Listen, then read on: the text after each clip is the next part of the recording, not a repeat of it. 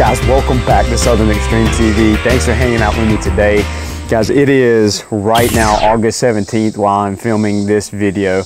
You guys know here in North Carolina, if you've been keeping up with the channel, if you're from the South, you know that archery season is right around the corner.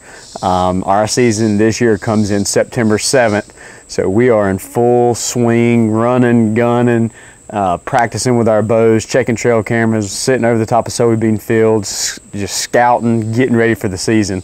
And I want to start a new, I'm not really going to call it a series. I've done some other videos that are very similar to what I want to talk about today, mainly in the coyote hunting realm as well as the turkey hunting realm. But I kind of want to branch that out because there's been a lot of popularity with those videos, and I want to kind of incorporate that into deer hunting this year. So with that being said, the first video in this series is going to be deer hunting tip number 1. I've done, like I said, I've done this on a lot of other hunting videos for a lot of other game, and I haven't really ever focused on the deer hunting aspect, so I'm going to start that video today.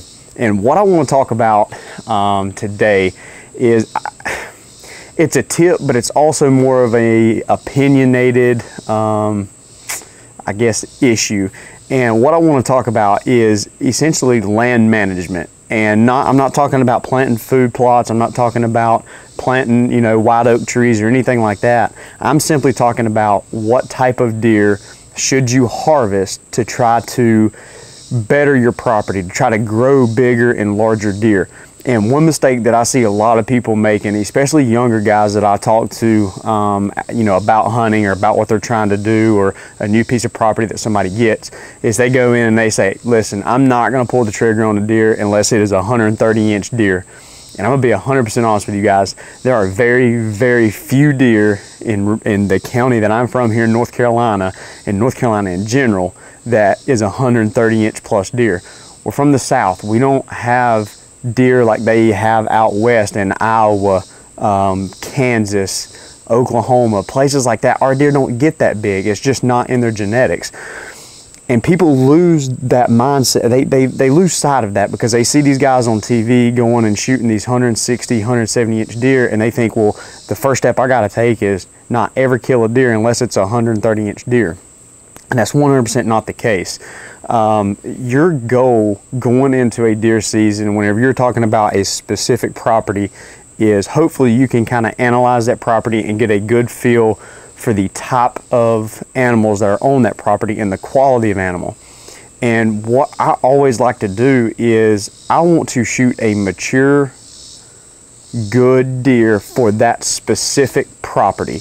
And what I mean by that, guys, is I have a lot of property that I can hunt, and on one specific property I may have a 3-year-old 8-point buck that I'm targeting, but on another piece of property I may have that exact same style buck with the exact same spread, the exact same age class, and that deer may get a pass. And the reason being is because I've already built that property up to where I want to let that deer go, and I want that deer to make it another year to see how big it can get.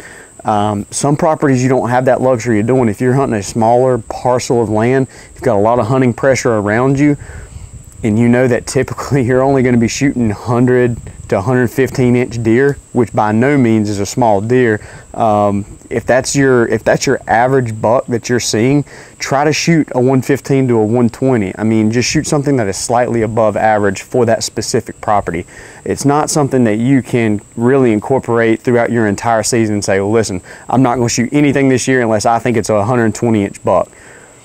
You can do that, but you're not going to have the success on managing your properties that you really want to see. The idea is that you want to, every year, you want to better your property, and you want to try to do what's best for the deer population and that deer herd. So you have some properties where you may need to take out several does as well. And you may have another property where you're just wanting to get the deer population up in general, and maybe you don't want to take out a lot of does because you want as many does out there getting bred as possible so that they can then hopefully have, you know, twin fawns the following spring and increase your deer population. So you have to take in a lot of different factors whenever you start talking about how to kind of manage your property and what bucks you need to take off of a property. And that starts with using your trail cameras, scouting early season, and putting your time in. If you do all of those steps, you should have a good idea of what a good average buck is off that specific property. And what I try to do is just shoot something that is slightly above average. And what you will do is, as time gradually passes by, you're going to build that deer population up, and you're going to build the quality of the deer up as well as you do that. And the good thing about it is it's not something that is drastic. It's something that is very easy and obtainable. And that's the one thing that people really get frustrated with when they start trying to go in and manage a property to try to grow a larger white-tailed deer, is they come in and say, man, listen, in 2 years time, I'm gonna be shooting 135-inch deer. And in some cases that may be true. You may have the property that is 100% an obtainable goal, but for a lot of people, even myself, that's really and truly not the case.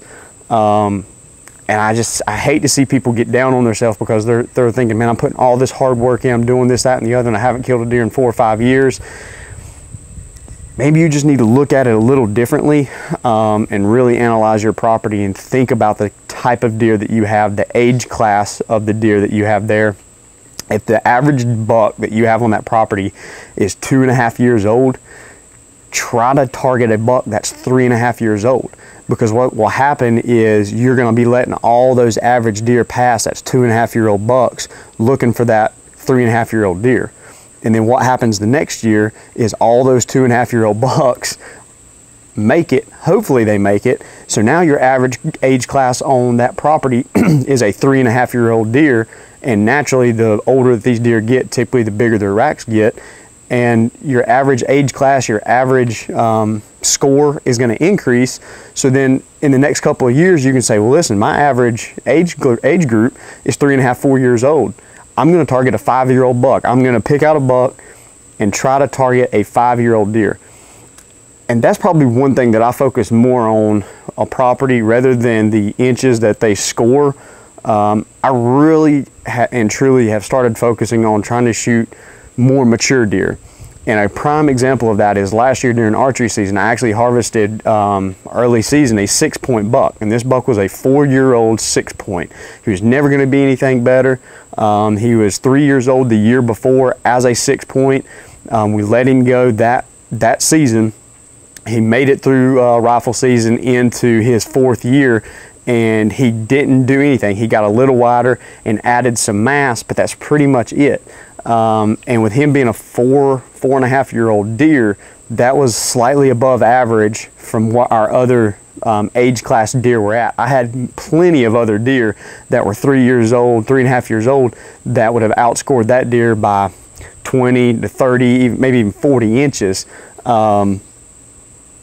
But at the same time, I'm not wanting to shoot something that's in that average class. I want something that's slightly above average in their age class. And I mean, you can do it however you want. If you want to base it off of the inches of their antlers, you're more than welcome to do that. It will somewhat work, but the best way to do it is really look at the age group and the age class of that specific property and try to harvest something that's slightly older than anything else that you've got. Both will give you results, but from what I've seen and the stuff that we've implemented, the age class factor is probably the most accurate and probably the most productive way of really growing that age class and really growing the inches and the mass and the spread and the length that goes onto those tines and onto those points. So like I said, guys, I'm hoping that if any of y'all had kind of questions or thoughts about what we kind of practice here in North Carolina on our properties, hopefully this kind of gives you some insight. There's a lot of people out there that are implementing this type of, I guess, land management, and it's something that I really like because it's almost baby steps. You don't have to just say, well, I'm not going to shoot a deer off this property for 5 years. I'm just going to let the deer do whatever they got to do. You can still hunt deer, you can still harvest deer, but you're taking baby steps to get to your end goal. If you have an end goal of, I want to shoot a 140-inch deer, first of all, you need to see if that's even obtainable for where you're at. If it is obtainable, you need to look at what needs to happen in between you harvesting that 140-inch, 5 or 6 year old deer and where you're currently at, and break it out into small steps And I think if you guys will do that, you will start seeing a lot better deer on your property, and you'll start seeing a lot more mature deer on your property as well. And I think you guys will be happy with the results. So I hope this video today helped you guys and gave you an insight to how we try to manage property, our specific properties here in North Carolina. Since we've been doing it, we've had great success with it, and I just wanted to share this little bit of information with you guys, and hopefully it's going to help you out in the seasons coming along. If you guys do this for the next couple of years, maybe you guys have already started doing this, drop a comment down below and share with other people. I mean, we're a hunting community. We've got to stick together and share ideas, share thoughts and opinions, and one opinion or one thought might help somebody and it might not help somebody else, but it's always good to put it down there. So if you've had success with this same type of management, drop a comment down below, let other people know that, you know, hey, you're doing it as well. But again, hopefully you guys enjoyed today's video. As always, if you did enjoy it, make sure you hit that subscribe button in the top left corner. It's going to mean the world to me. I know right now we're kind of knocking on the door of that 7,000 subscriber milestone. I'm trying to get this thing to 100,000 subscribers. We got a long ways to go. So each and every one of you guys hitting that subscribe button, it gets us one step closer, and it means the absolute world to me. So again, guys, thanks for taking time out of your busy day to hang out with me. Hopefully this tip helps. If you like the video, drop a comment, like it. I'll be bringing some more videos for you guys as the season progresses. Thanks for watching.